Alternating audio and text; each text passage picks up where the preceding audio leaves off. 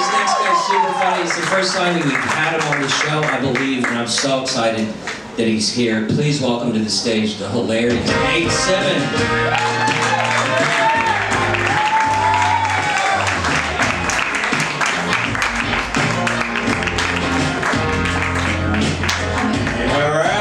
Time for Aaron, huh? There you go. Yeah, Rhino, how we doing? Yeah, put the horns in it. Yeah, yo, Rhino. Here we got the Rhino. That's a Triceratops. Not a rhinoceros. But we all can dream. I've been dreaming lately, and I don't know, my dreams are not good anymore. Like, I'm 35 and my creativity is just dying. Like, my dreams are bad. And it's not that anything negative happens, it's just they're poorly written. I have poorly written dreams. I had a dream 2 weeks ago that I won the lottery and it was $2,000. That's not enough. I need way more. I worked at UPS throwing boxes. I was exhausted. I laid down to rest my bones. And I go, hey brain, take me someplace cool. And I called them sleeping. And they were like, oh shit, what could he not believe? And apparently the answer is a normal person's 2 weeks of salary. They're like, well, that'll blow his socks off. They're like, oh hey, what if we gave it to him in a 4-foot novelty check? And that was my dream, walking around with 4 feet of fuck you. That was what happened. And it ended when a homeless man looked at me and went, shit, you can't even buy a car with that. And then I woke up and had to have a day. Not exactly a Kickstarter. I have money issues, clearly. I think a lot of that's tied to me being what they call a bad employee. People think I'm a bad employee because I've been fired from 29 jobs. And yeah, I guess that makes a lot of sense. But when will I get credit for getting hired for 29 jobs? Like, I'm an amazing interview. No one wants to give that respect. They're always like, you show up late, you drip into people's food. No one's ever like, holy shit man, you've convinced 3 Potbelly managers you wouldn't eat the food for free. Where's that credit? It's not hard, you just wear some khakis, comb the hair, say integrity 5 or 6 times. Oh, the gig's yours. And you figure out day number 2, if you put a piece of cheese on your hand and top it with a meatball and just apply a little pressure, the heat from the meat melts the cheese. You put that in a pickle slice with a hot pepper, you fold that tasty TP up, torque it about, and num-nums in your tum-tums. Hot pepper pickle balls, no charge. Also, no job.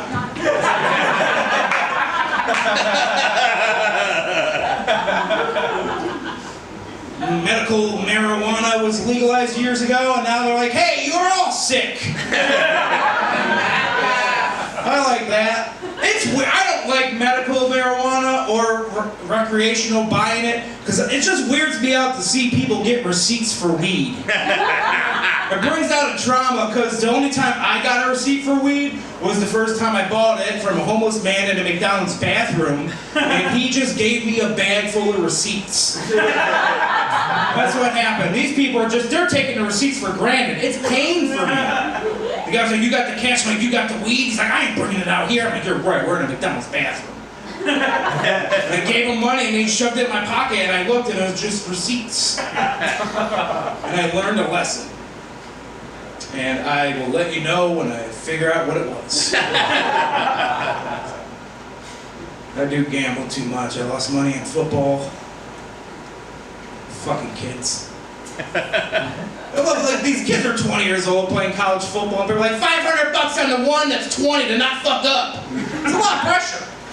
But that's how gambling goes. Gambling people are ridiculous. I mean, gambling is the one vice that can ruin your life because you're trying to make it better. That's what's great about gambling. No one's like, I didn't bet because I thought I would lose it all. They're like, I was thinking about jet jet skis. We all get jet ski blind, it happens. I like gambling. I like gamblers and bad casinos. Like, you ever go to casinos out in the boondocks? Like casinos when you're like, oh man, what if I won a bunch of money? And then it terrifies you, like, I don't want to win a lot of money here. We're surrounded by woods. That's a whole lot of darkness for the dirt bikes to catch up to you. You know? There's a sock full of chips. And take your knees out. The house will win. I was in a casino in the Upper Peninsula of Michigan.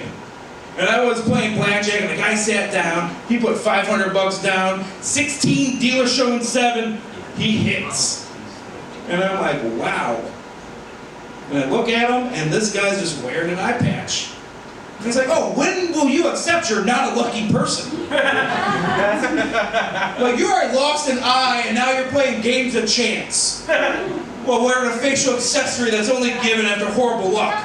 But that's a belligerent level of self-belief. Like, what drives that confidence? Like, I'm hoping that guy gets a huge win one day and just lifts the flap and a raisin falls out. He's like, yeah, bro, I'm a lucky grape. People are like, holy shit, that took a long time. But that's what I mean, if you lost an eye, you gained an amazing pocket. So why not put some sneaky snacks in a new cabinet in your face kitchen? Bye bye camera 1, hello sugar. You just smush it in your skull and go find a bus stop and freak out some strangers. You don't have disability pay, it's your Tuesday, do as you will. Just walk up, give someone an elbow, but hey man, you like candy? Then you just slide that gummy worm from under the hood. We got a little peanut dust on there. Just give it a suckle. Then you leave the bus stop, making them wonder why you were there to begin with. From the Midwest, Kansas City's, it's weird. You guys are weird here. Car cultures. I haven't had a car in a long time. I have a car now. I lived in cities where I had public transportation, which was a much safer way to be shit-faced. But here, the thing is, I can never hear what people are screaming about. I see people screaming in their cars all the time. And it's like, what's her name? Who are you yelling about? You don't get to know, but like, I love living in like New York because you get to hear all the bullshit. Like, people just have theories. You just get to hear. Like, I remember riding a train once and a guy got on and he was like, hey man, you know what's fucked up about AIDS? And you have 2 choices. You either look straight at the ground, or you look straight at the ground and lean in a little bit. Because you're kind of interested. Where's he going with this? I don't want to be a party to it, but I want to know how the story is.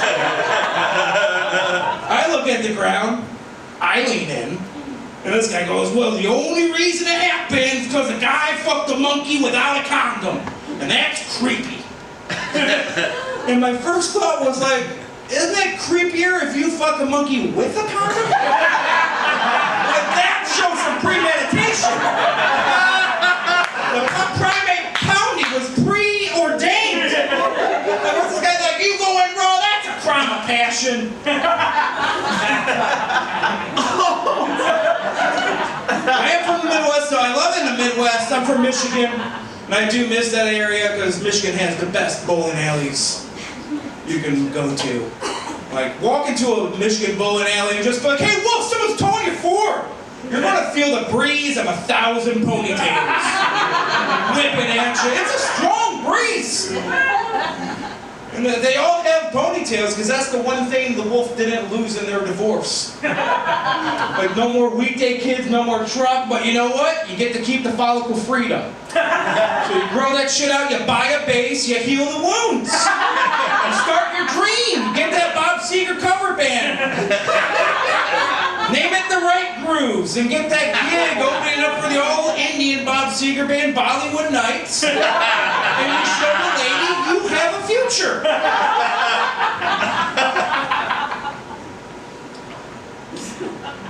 I drive Uber.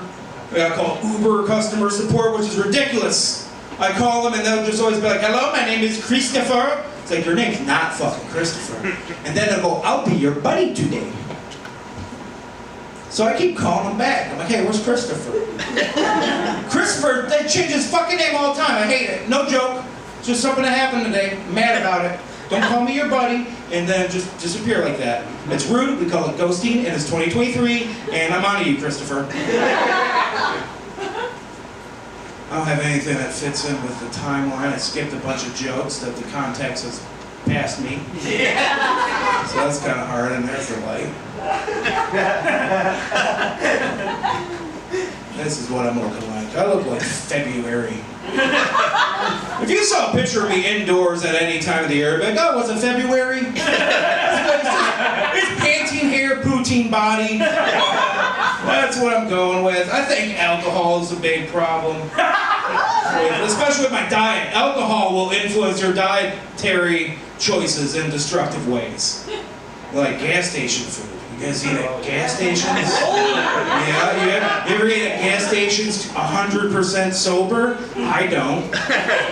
I only eat at gas stations when I'm drunk, because alcohol influences your diet like a third base coach who is just apathetic and doesn't care about his job. I walk by that quick trip sober and you're like, I'm alright, no tickle in the tummy. Put a couple Wobble Pops in the engine, and now the coach is just be like, hey buddy, they got hot dogs 2 for $2.50. March around the bases. Well, give the best a biscuit. I bought 3 hot dogs the other night.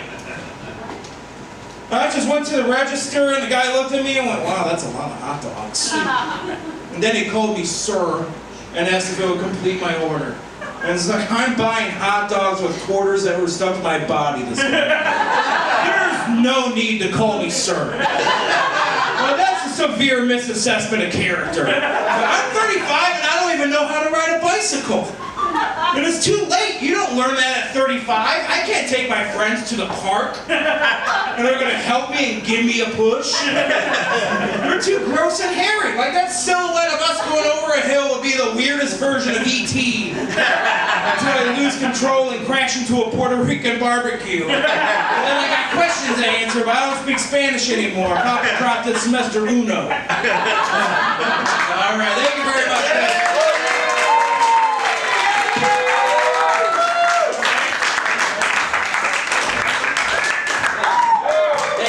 One more time. That was so good. This has been a real humding, right? Well, I gotta be honest. I hope you guys like surprises, because coming to the stage next, we have someone. He's not even real. I mean that. He's not real. He's not a comic, because he's better than that. He's better than all of us. He's adorable. He has a show called The Nature of Things. He's a man of great sophistication. Please welcome to the stage the hilarious Terrence Maccabee, everyone.